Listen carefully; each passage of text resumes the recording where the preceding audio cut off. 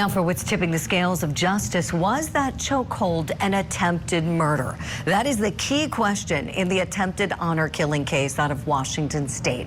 Parents, defendants Ihsan and Zara Ali are accused of trying to murder their teenage daughter over an alleged arranged marriage that they wanted her to enter into. A key piece of evidence, the bus surveillance video of that violent attack. You can see it here on your screen. We've slowed it down for you. This happened near Fatima's former school. You can see in the video Fatima, her father, and her boyfriend Isaiah. So legally, was that chokehold attempted murder? That's what the jury is going to have to decide. And will this video tip the scales of justice? We have equipped ourselves with the very best guest to weigh in on this. He's not only a Harvard Law graduate, but he's also a former professional wrestler. David Otunga on the show is our legal analyst guest today. David, great to have you back with us. Always a treat. Thanks for having me, Julie. Of course. Thank you for getting into this one.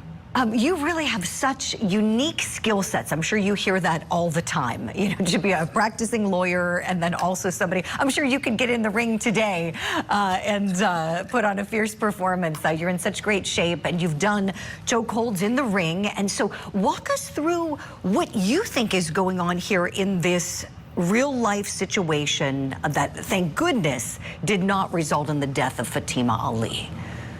Yeah, thankfully, this chaotic situation did not result in death because that was what's going to happen next.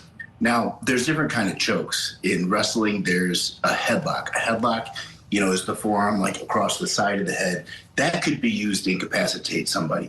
Then you have what people think of as like your regular choke where somebody compresses your neck and your trachea. Now, what this gentleman used, Fatima's father, is called a rear naked choke or a blood choke, which is kind of like what the sleeper hold is, where your arm comes around and it actually cuts off both carotid arteries. And so why this is called a blood choke is it stops the blood flow to your brain, and somebody can lose consciousness pretty quickly.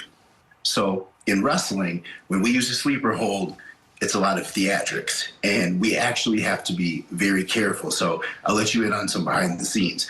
If you're not careful with that and you apply your sleeper hold too snug, you can actually make your opponent pass out, which in a real fight is, you know, your goal. However, in a wrestling match, when you have 15 minutes left on TV, that's a problem if you knock out your opponent. But the other problem is if you keep that hold on longer, that could also result in death. This is the hold that Fatima's father had on her. That was a rear naked choke, a blood choke, and that's why she passed out, she said, so quickly. We knew you were going to have such tremendous insight here. I mean, really, having the training that you have, having to be so extraordinarily careful, I'm sure, is very difficult. And to put on the show that you put on to entertain all your fans. And then here, as you said, this got to the point of the loss of consciousness. So when you heard that, David, did you right away think, oh gosh, this could have killed her? Yeah, absolutely. And I think attempted murder was the right charge because in watching the video, you see that the father goes right for that sleeper hold. He goes right and holds it in to the point where he's getting kicked in the face. He gets kicked in the face, I think, 3 times and punched and still would not let go of that hold. And it's like he knows like there's a timer in his head. If you hold on for a certain amount of time, not only is her body going to go limp, she's going to pass out. If you keep holding on, that's going to be death. And so I think that's where, you know, the whole motivation of a potential honor killing comes in, because it definitely seems like he was trying to cause a serious injury, if not death. Let's say that. That's the only reason somebody would hang on that long and withstand that many blows. It's like an MMA fight, actually. If a fighter gets one of those chokes in, gets a blood choke in, they can weather the storm while the person in the choke is, you know, trying to punch them, hit them in the back, do whatever they can, hit them in the face, scratch their eyes. But if the person holding it can just weather the storm and hold that in long enough, that person will start to fade. And that's what this reminded me of, somebody just trying to withstand that storm, withstand the damage long enough to knock that person out or worse.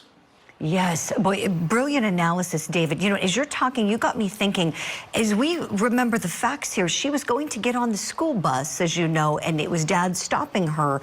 And that could have been very easily done by leading by the arm or the hand, something gentle, but, forceful enough to move her in another direction where, as you're saying, there's intentionality here, as you've just pointed out, and purposeful actions on the part of this father. In the size differential, too, could we talk about that? This young child, this young female up against a grown man. That can't be fair. No, absolutely not. And Fatima, I think, testified that she weighed about 100 pounds.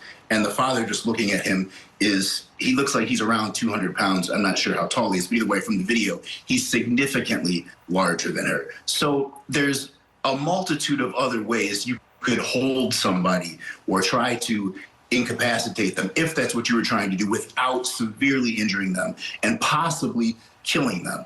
And a rear naked choke would not be the thing to use. You could just put your arms around, a bear hug, a headlock, something else. But not even that any of this had to happen. There's way many other options that you could use that would not be this dangerous. So this definitely looks like there is malice involved here. David, you're so right. This is just awful. Let's look back together at a clip from Fatima Ali when she took the stand and testified. What are you thinking during this period of time? Heartbroken. Okay. By what? For what my dad did. Okay. Did you have any fear? Yes. About what? Of dying. Oh, my. David, I really want to tap into your legal expertise now. So looking at this witness, the state's witness, your thoughts on whether the state of Washington can get there and successfully meet their burden of proof to prove attempted homicide? I really think they can. I mean, even just that little soundbite, like she feared for her death and she was going out and she eventually did lose consciousness. And it really is heartbreaking to hear this young lady who obviously is torn. I mean, these are her parents. She loves them. Yet at the same time, they did try to kill her. And that's how she interpreted this. And I mean, this was a very dangerous situation. Like, she's not off base with that. And I think this video is strong enough proof. I mean, this shows somebody who is determined to incapacitate, this little girl or worse. And it just shows how chaotic it was and how many people it took to get the father to finally release. Because that's the other thing. He took a lot of damage, withstood a lot, and would not let go of that choke. And furthermore, I really don't understand what the defense is. I mean, I'm sorry, I've sat through this. I've listened to both opening statements. I'm not even really sure what the defense's theory, either one of them, what the theory of the case is, because it's right here. They caught you red-handed, and it would just come down to intent.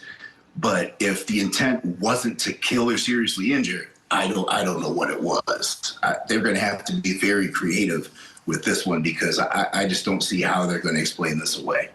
Brilliant insight from you, as always. David Otunga, thank you so much for lending us your expertise in the ring and in the area of law. We appreciate you so much. Take good care, and we'll see you soon.